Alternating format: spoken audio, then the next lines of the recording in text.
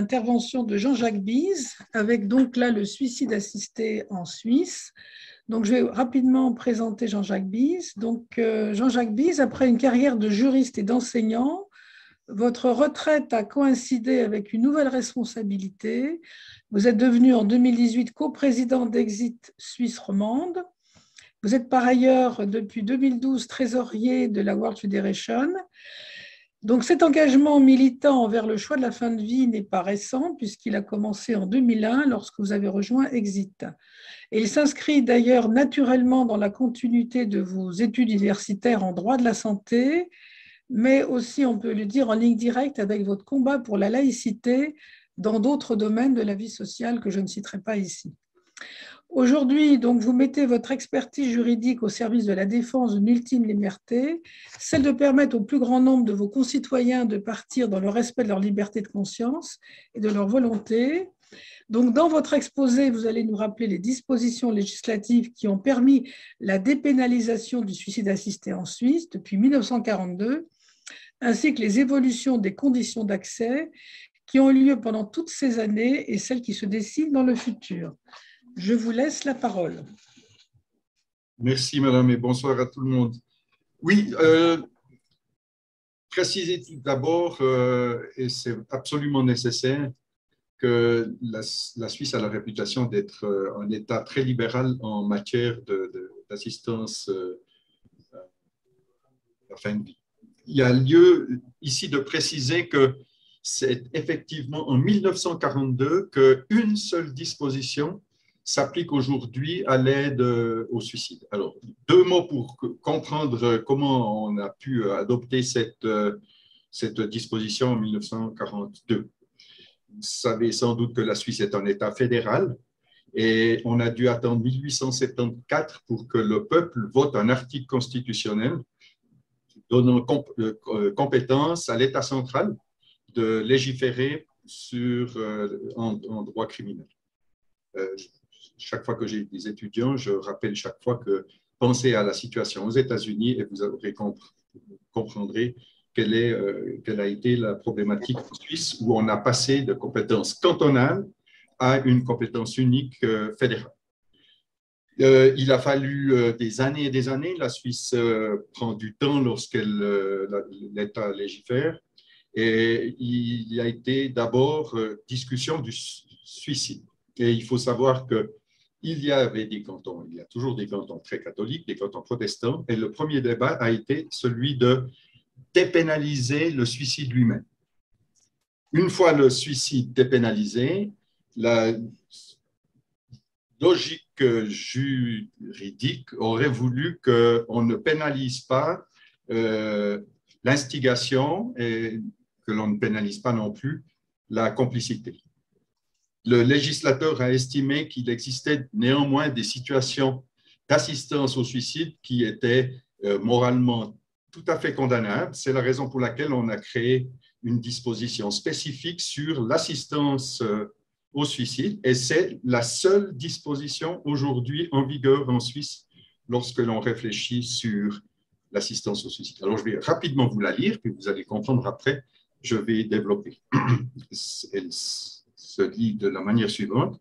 Celui qui, poussé par un mobile égoïste, aura incité une personne au suicide ou lui aura prêté assistance en vertu ou en vue d'un suicide sera, si le suicide est consommé, puni de, etc.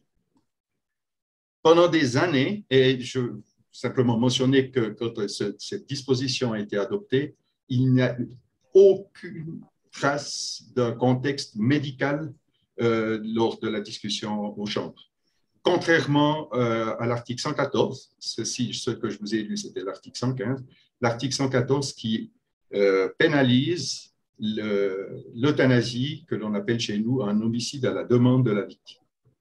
Cette disposition, donc en vigueur depuis 1942, est restée, si je puis dire, lettre morte jusqu'à ce que différents médecins, et en particulier l'ancien président de Exit Suisse romande, l'association que je préside actuellement, qui participait à Berne à une commission sur une possibilité d'élargir les possibilités d'euthanasie, ce médecin et d'autres ont estimé que, et donc, à juste titre d'ailleurs, que cette disposition s'appliquait également au corps médical. Par conséquent, rien n'interdisait fondamentalement à un médecin d'œuvrer dans le cadre de cette disposition. Par conséquent, ce qu'il faut comprendre, c'est qu'actuellement, il n'y a pas de loi sur le suicide en Suisse, suicide assisté ou suicide, j'y reviendrai tout à l'heure, il faut quand même préciser les choses, médicalement assisté. C'est la raison pour laquelle à peu près toutes les associations en Suisse, je préciserai tout à l'heure sur la problématique des personnes qui résident à l'étranger, les conditions sont les mêmes pour qu'une personne puisse obtenir l'aide d'une association à mourir dans la dignité. Il y a d'abord un distinguo très important à faire entre les associations qui accueillent des gens de l'étranger, les plus célèbres étant Dignitas et Life Circle, ex-international aussi, mais ces trois associations et d'autres maintenant qui peuvent être créées, c'est très simple, hein, selon le code civil suisse, peuvent et décident d'accueillir des personnes qui résident à l'étranger. Les deux grandes associations d'aide à mourir, celle de Suisse alémanique, qui regroupe à peu près 130 000 membres, et la nôtre, une trentaine, un peu plus, 33 000 membres maintenant, nous n'aidons que les personnes qui résident dans le pays, non pas qui sont suisses, mais des personnes qui résident, tout cela pour faciliter les procédures judiciaires qui suivent une assistance au suicide. Les autres, juste petite remarque, je ne suis, moi, pas du tout choqué par le fait que la Suisse accueille un certain nombre de personnes dans le cadre de ce que certains qualifient de tourisme de la mort. À titre personnel, je trouve cette expression absolument abjecte, parce que si vous êtes comme moi, quelqu'un qui aimait vous déplacer et faire du tourisme, je suis persuadé que vous avez à chaque fois pris un billet aller-retour, ce qui n'est pas le cas des personnes qui viennent essentiellement de France, de Grande-Bretagne, d'Allemagne, en Suisse pour être aidés par diverses associations. Ça, c'est la première remarque très importante à faire. Par conséquent, ces associations font parler d'elles.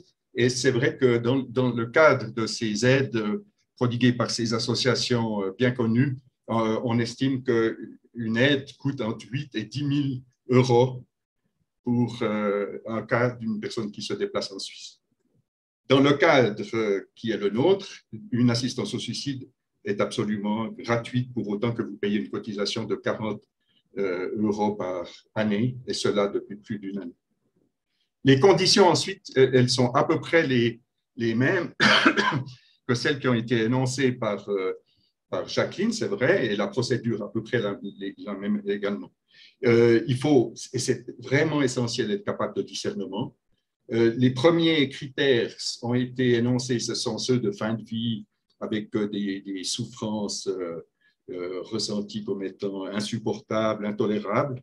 Et puis, on a depuis 2014, c'est les membres de l'association qui ont élargi le cadre, ce n'est pas un législateur. En 2014, notre Assemblée générale, nous avons décidé d'étendre la possibilité d'une aide aux personnes qui ne sont pas en fin de vie, mais qui sont victimes de polypathologies invalidantes liées à l'âge. Ensuite, je vous fais grâce de la procédure, mais néanmoins, la chose suivante, c'est qu'on doit néanmoins préciser que l'assistance au suicide en Suisse, elle est essentiellement médicalisée. Pour quelle raison? C'est que lorsqu'une personne souhaite être aidée par une association comme Exit, cette personne-là va envoyer son dossier à notre secrétariat, qui le transmet à un de nos médecins que l'on appelle médecin conseil, personne qui examinera le dossier, qui verra si la personne rentre dans les critères, ce qui n'est pas à chaque fois le cas, à savoir justement cette fin de vie, des souffrances et des polypathologies. Une fois que ce dossier a été accepté par un médecin, il est transmis à une personne, une accompagnatrice, un accompagnateur, qui va rendre visite et puis qui prendra le temps d'évoquer toute la situation avec les proches. Je vous fais grâce de toute cette problématique-là. Ce qui fait que, néanmoins, il y a lieu de dire que le suicide, pour cette raison-là, est médicalement assisté. Parce que c'est un médecin qui, dans le cadre de notre association, va, fin de toute procédure, c'est quelquefois le médecin traitant, mais aussi quelquefois, de moins en moins souvent, c'est réjouissant pour nous, les médecins de nos associations, de notre association, qui devra et qui rédigera une ordonnance pour 15 grammes de pentobarbital, c'est le barbiturique que l'on utilise actuellement. Alors maintenant, c'est dans un cas très général, mais j'aimerais évoquer pour être très court et puis après répondre aux questions parce que je suis sûr qu'il y en a beaucoup. Quelles sont les problématiques à venir? Qu'est-ce que l'on peut imaginer dans le cadre de cette législation qui est particulièrement libérale? D'abord, c'est pour le moment, nous avons quasiment abandonné la volonté de modifier, de compléter le code pénal sur un alinéa 2 de l'euthanasie. Pour quelle raison? C'est parce que ça a bien été dit par Jacqueline et d'autres personnes. La seule différence entre un suicide assisté et puis une euthanasie, c'est que l'acte ultime est commis par la personne elle-même.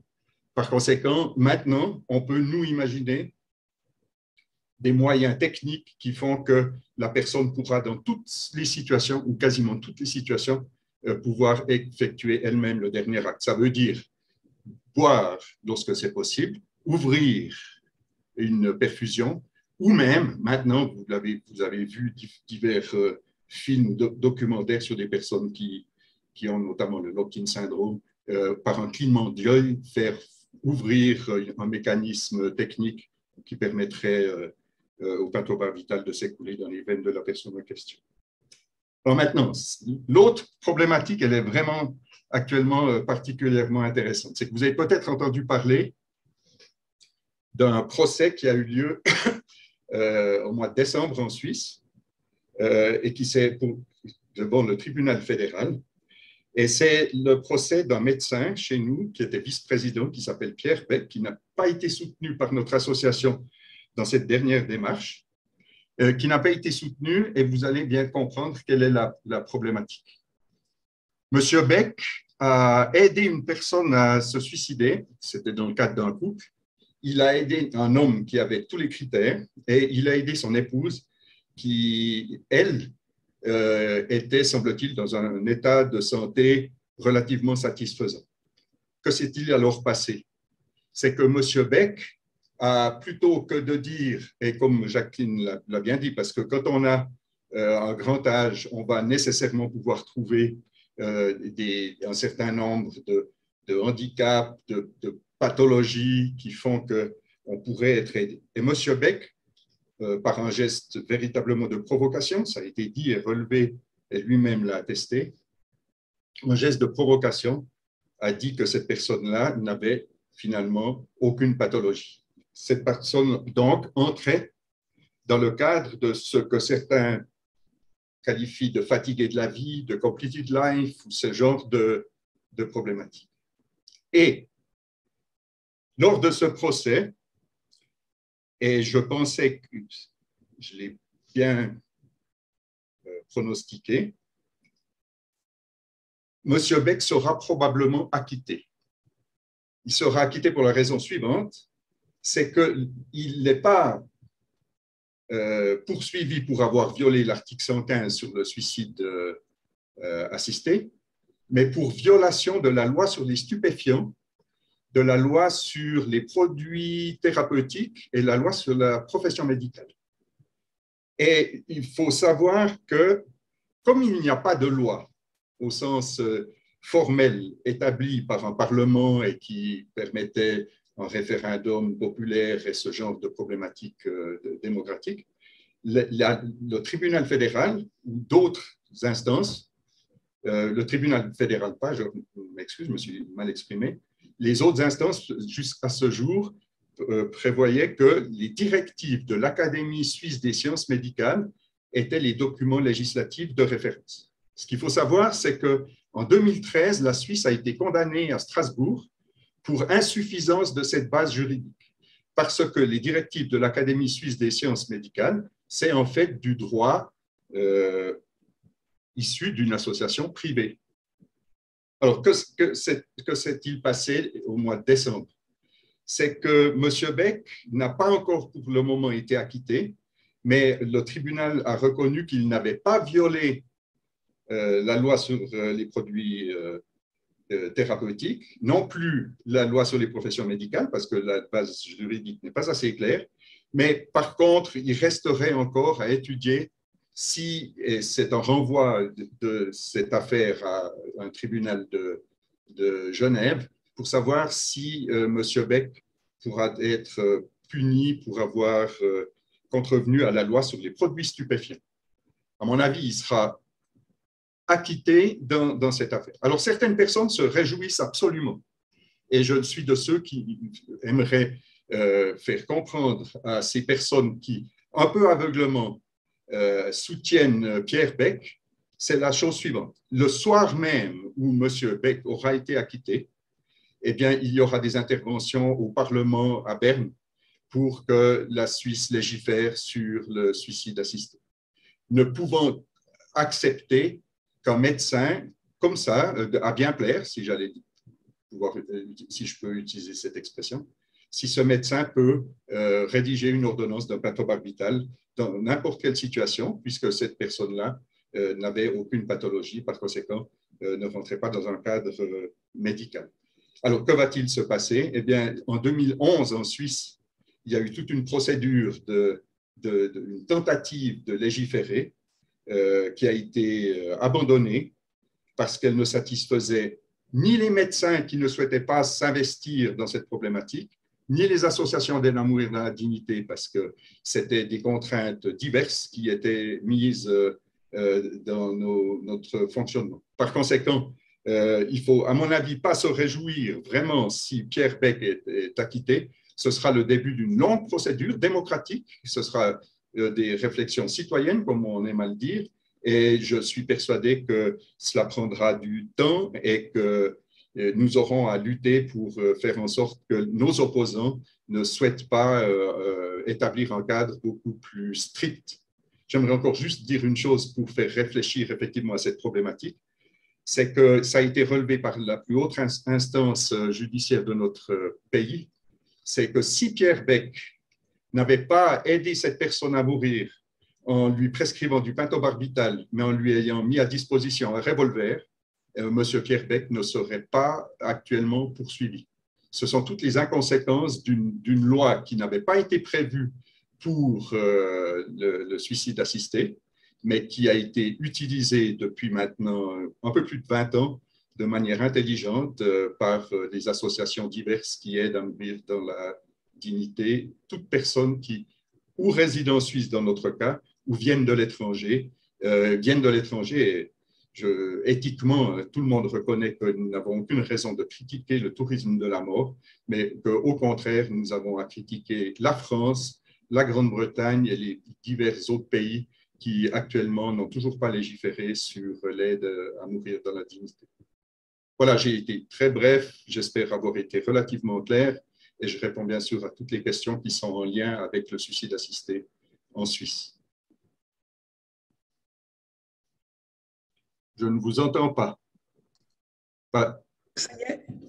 Comme vous en doutez, il y a beaucoup de questions ou de remarques, de regrets parce que la Suisse romande n'accueille pas les étrangers. On a compris qu'en fait, on pouvait y avoir accès si on était résident, mais pas si on n'est pas résident.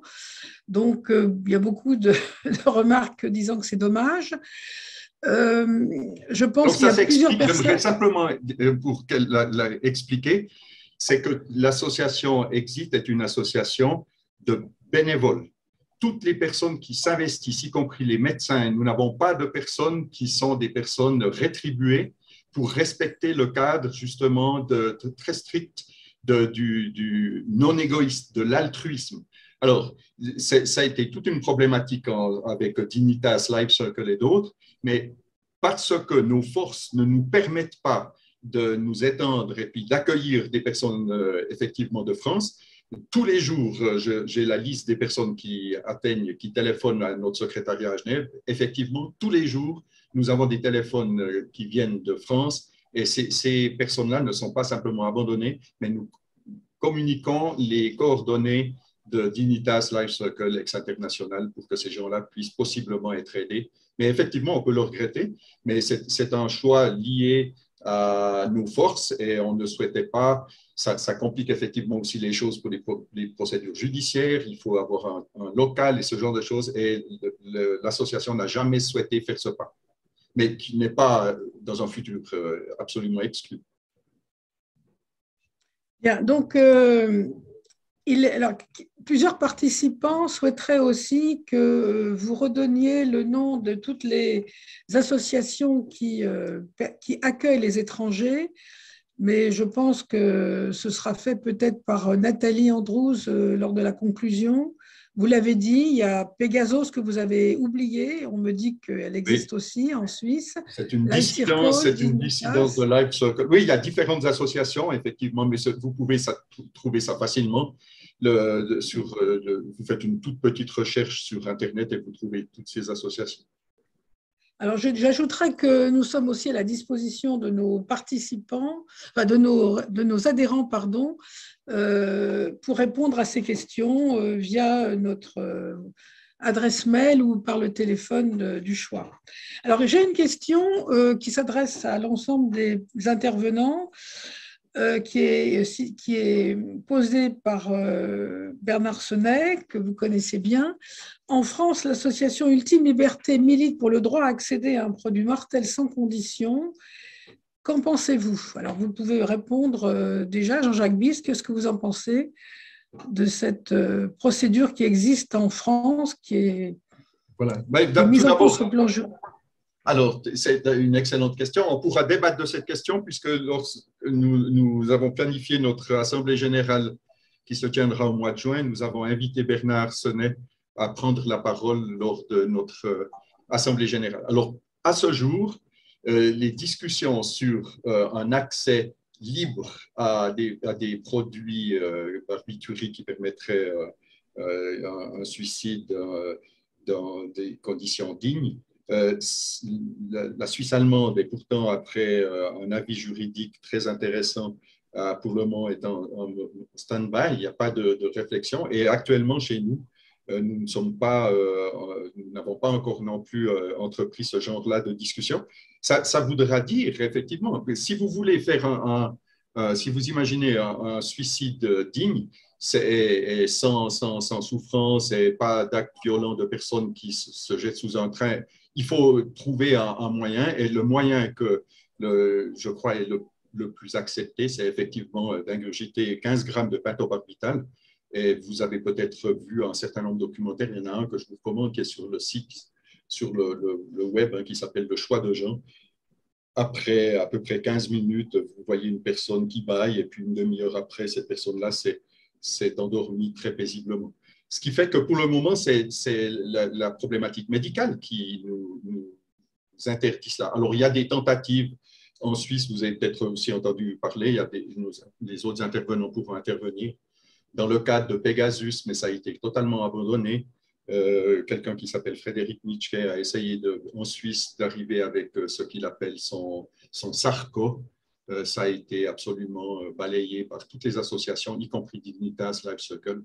Il y a seul, je crois, Pegasus, qui est une dissidence de Life Circle, est relativement intéressé. Mais pour nous, il est hors de question de changer pour le moment notre manière de fonctionner. Donc, vous avez en quelque sorte répondu à une autre question d'une participante qui s'étonnait pourquoi il fallait passer en Suisse par un médecin alors qu'il ne s'agit pas d'une obligation légale. Ben, je crois que j'ai répondu parce que voilà, vous avez répondu, tout à fait. Ce sera un suicide violent. Bon, et puis toujours parce que vous avez compris, beaucoup de gens en France souffrent du fait qu'il n'y ait pas de loi. On repose la question du prix pratiqué par l'euthanasie active en Suisse, qui va de 8 000 euros, 10 000, voire 15 000 euros, je crois, chez Dignitas, et qui fait dire à certains participants que les pauvres en France ne peuvent pas aller à l'étranger, donc ils sont doublement pénalisés par notre absence de loi. Ce qui est vrai, ce qui est tout à fait juste, mais simplement pour dire que ce n'est pas faute de nos opposants, notamment à Zurich, en Suisse allemande, donc, d'avoir à multiples reprises attaqué Dignitas et M. Minelli, qui est son créateur, est toujours maintenant très actif. Mais à chaque fois, les procédures judiciaires se sont terminées par un non-lieu ou un acquittement. Mais effectivement, c'est vrai que c'est une somme qui fait qu'il faut être riche, comme ça a été décrit dans le film Tout s'est bien passé, qui montre bien qu'avec en plus une problématique en France, qu'on pourra effectivement discuter avec M. Labbé, de voir que si une personne accompagnait en Suisse une personne pour être assistée, ça pourrait être considéré comme non-assistance à personne en danger, ce qui fait que c'est assez problématique de voir effectivement des personnes qui arrivent de France et qui arrivent seules pour être aidées dans leur dernier acte de vie, qui est celui de se suicider. Donc, beaucoup de messages de regret, encore une fois, que la Suisse romande n'accueille pas les étrangers. Voilà. Regret que l'on peut vous retourner en disant, mais vivement que la France légifère de manière intelligente. Voilà. De quelqu'un qui, effectivement, note que les procédures, disons, sont longues lorsqu'on va à l'étranger. Et donc, elle demande comment peut-on les accompagner. Je voudrais redire que le choix est à l'écoute justement de ces questions via son adresse courriel, via son numéro de téléphone, et que vous pouvez toujours nous adresser vos questions et vos demandes d'aide, et nous nous efforçons d'y répondre. Notamment avec Madame Nathalie Andrews, qui est en Belgique et qui donc peut faciliter beaucoup de choses. Voilà. Donc, nous, ça fait partie de notre rôle que d'être à l'écoute de vos questions sur ce plan. Nathalie, si tu veux dire un petit mot. Voilà, je vais conclure cet après-midi. Jacqueline Hermans, Georges L'Espérance, Jean-Jacques Bise et Jean-Jacques Schoenkert, nous vous remercions vivement pour ces interventions qui ont apporté un éclairage fort intéressant et positif sur l'aide à mourir, qu'elle se nomme, suivant le pays, euthanasie, aide médicale à mourir ou suicide assisté.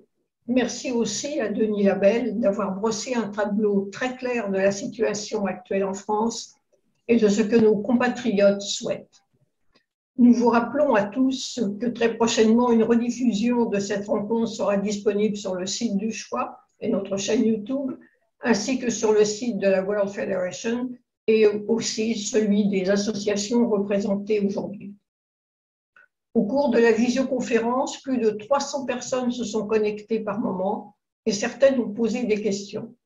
Pour celles et ceux qui souhaiteraient encore en poser, le choix est à leur disposition pour y répondre par courriel ou téléphone ou transmettre ces questions aux intervenants qui étaient là aujourd'hui.